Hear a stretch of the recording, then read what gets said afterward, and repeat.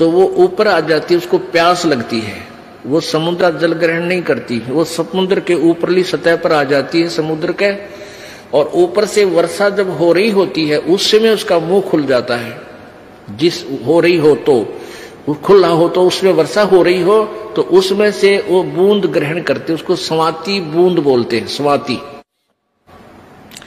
और उसको फिर वो मुंह बंद हो जाता है, उसके अंदर मोती बनना शुरू हो जाता है। मोती बनते बनते क्या होता है, फिर उसका दोबारा मुंह खुलना शुरू हो जाता है स्वाति सीप का, और उसके ऊपर एक मांस का एक पर्दा सा छा जाता है। मोती के स्वाति के ना उस सीप के मुंह पे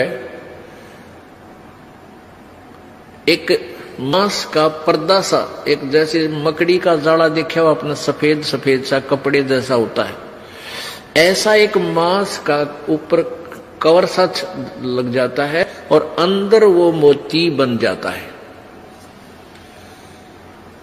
अब मोती स्वाति भी मिल गई और सीप भी है।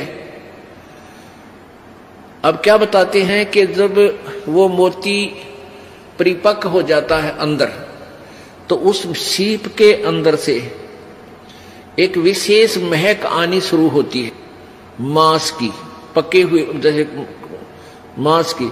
तो एक बहुत ही पतले से मुंह की एक मछली होती है, पतले से, उसको सुकचमीन बोलते हैं, पतला सा मुंह, पेन कैसा हो उसका मुंह।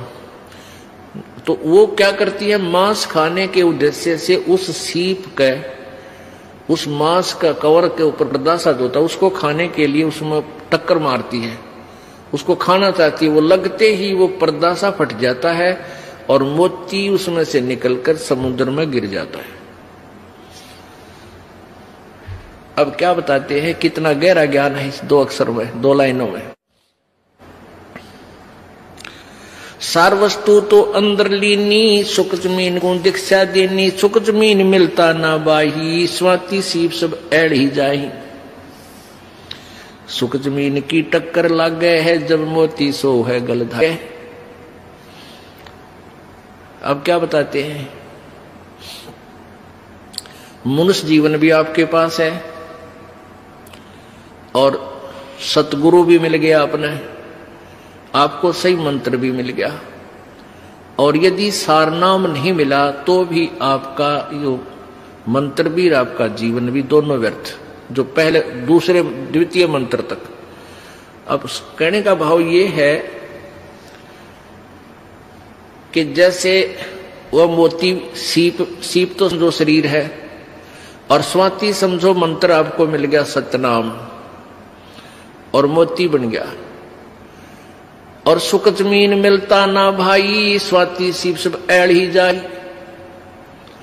सार नाम आपको नहीं मिला है, और आखिरी सांस तक आपकी इसके अंदर श्रद्धा, पूरे गुरु जी में श्रद्धा, यानी आखिरी सांस तक इसकी जाप नहीं किया।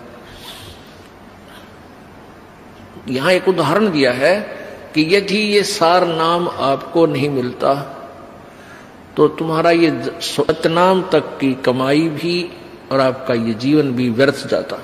व्यर्थ का तात्पर्य ये, क्योंकि यहां एक विशेष ध्यान से सुनने वाली बातें हैं, घबराना नहीं।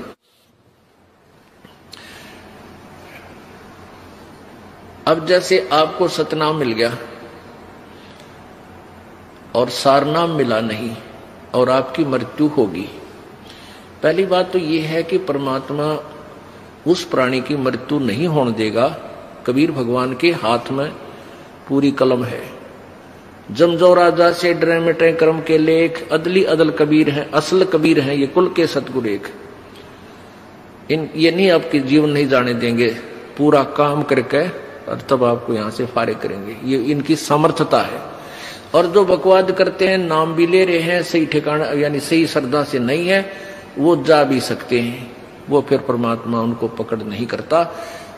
भक्ति भी करते हैं, श्रद्धा ठीक नहीं है, पूरी नहीं बन पाई है, तो मृत्यु भी हो जाएगी। तो उनको फिर वैसे तो व्यर्थ हुआ क्योंकि सारनाम मिला नहीं, लेकिन फिर भी वो ऐसा व्यर्थ नहीं होगा जैसे औरों का होता है। उन अन्य साधकों से चाहे 1000 वर्ष तक तपस्या और अन्य पूजाएं करके चले गए, उनसे भी आपका जो मंत्र की कमाई है वो असंख्य गुना घनी आपके पास है। न जाने कितने दिन स्वर्ग में रहोगे या कहीं और दूसरे लोकों में राजा बन जाओगे, तो ये व्यर्थ गया, यानी जो उद्देश्य था वो पूरा हुआ नहीं।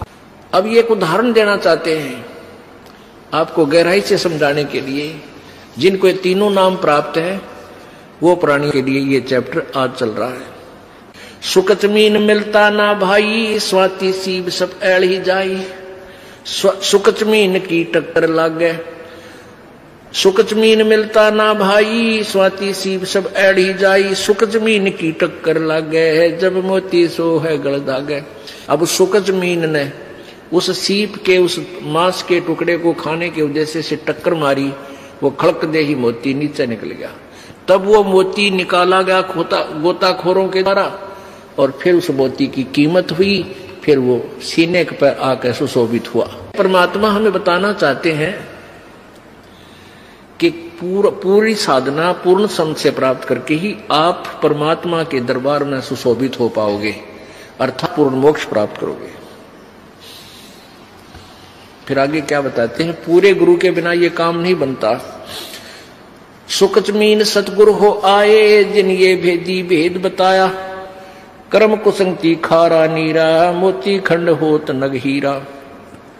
बैरा गर्दम गिरती पावे, चलता हीरा तुरत लखावे। दम गिरती हीरे को जाने, नो सतगुरु लावे चोट निशाने। अब ये हीरा जो होता ना, एक हीरा ये पत्थर में बन जाता है, पत्थर में होता है, पहाड़ में, और इसकी इतनी ताकत होती है इसमें, ये कुछ ऐसी गर्मी पाकर के वहां पहाड़ की, और ये पत्थर को फोड़ता उसके अंदर से चल चल चल करता हुआ चल पड़ता है, जिधर भी इसकी दिशा बन जाती है। तो पहले राजा लोगों के पास एक धमगिरती होते थे।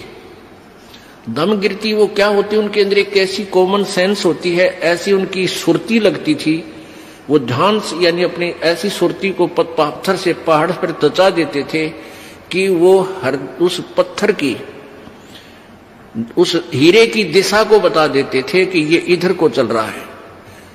अब जैसे उनके पास बैठ जाते पहाड़ के,